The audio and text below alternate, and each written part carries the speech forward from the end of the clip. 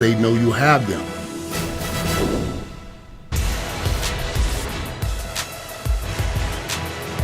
Through 13 NFL seasons, Ryan Fitzpatrick is one of the most durable and reliable and consistent quarterbacks in the NFL, playing for 7 different teams.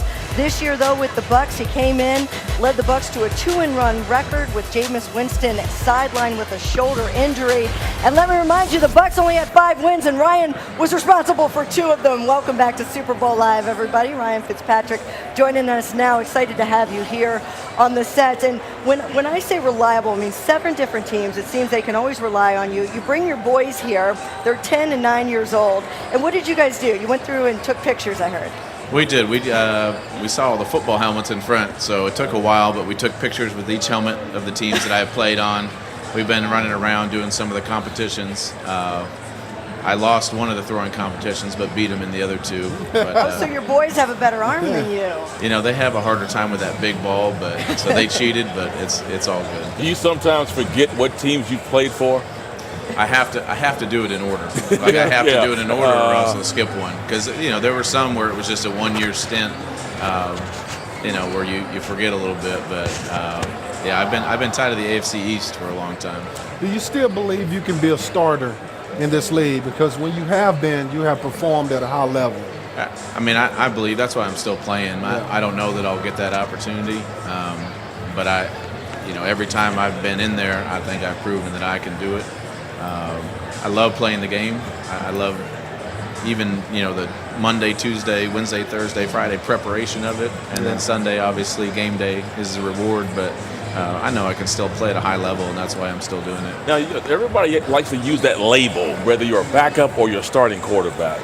Does that bother you that people they try to label quarterbacks with a certain label? I mean, because to me, you're a quarterback, right? I mean, you should get to me, that you get slapped with the label. I mean, I'm probably the true definition of journeyman quarterback. Right. Everybody gets that label slapped on them. I think McCown probably fits in there. I fit in there. There's a few guys that haven't just traveled from team to team, but have played on a lot of different teams and played significant time. So I don't mind that. I think it's been a pleasure going to these different organizations, seeing how they all run, meeting a bunch of different types of players and being in different offenses. And so I think I have a lot of experience, and I've had a lot of good times with a lot of different people in this league. And you've been in both roles, and as the backup quarterback and being a veteran, as you said, with your experience and your knowledge, do you relish that role of teacher and mentor somewhat to some of the young quarterbacks that have been the starters that you work with day in and day out? I do, and that was something, just thinking about coming into this next year, whether I was going to play or not. I had the opportunity to go to Tampa with Jameis Winston, and Jameis is obviously an unbelievable talent.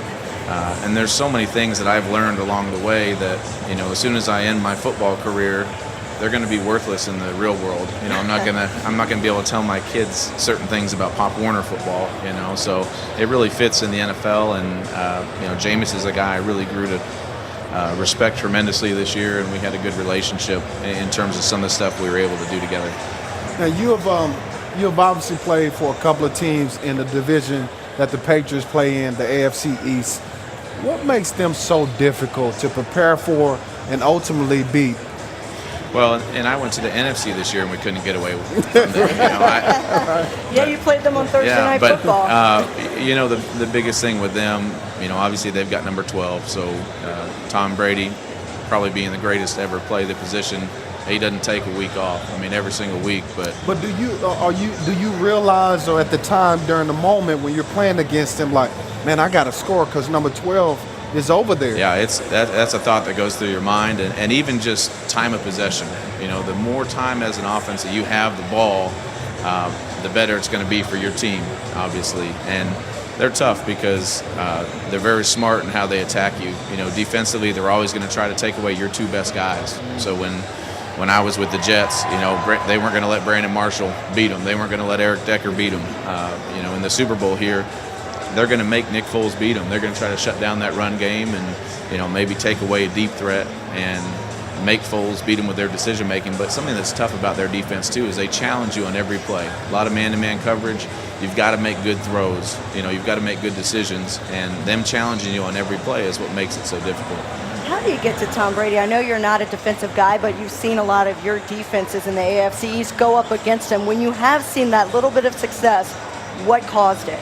Well, his pocket presence is maybe better than anybody's, and the thing that I always admired with him, he does such a great job of realizing people are switching it up. So 4-man, 5-man, 3-man rush. You'll see him sit back there and just sit in the pocket and throw it downfield, or get the ball out, when they're coming after him. But he's a tough guy to get to, because on top of that, as soon as they get going in their tempo game, those guys get worn out up front. But they've got to get some pressure up the middle, and hopefully somebody like Fletcher Cox can come in and do that. Early.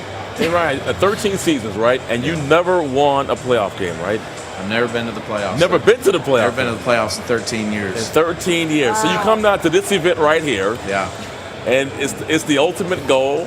And you've never played in a playoff game. That's remarkable. No, it's been crazy, because it's been 7 different teams, and so for one of them not to fall into the playoffs one year, it's been especially difficult. But my boys are old enough now where they can really enjoy this experience. So we've been to the last couple, and walking around here, I got recognized earlier as Conor McGregor. That was good. You look like Which was good. Love I that got a beard, couple, man. a couple. Hey Fitzgerald, a couple of those, but I can stay pretty incognito out here. Yeah, well, we'll keep Floyd Mayweather away from you if we see him. All right, thanks so much, Ryan Fitzgerald, for being here with us.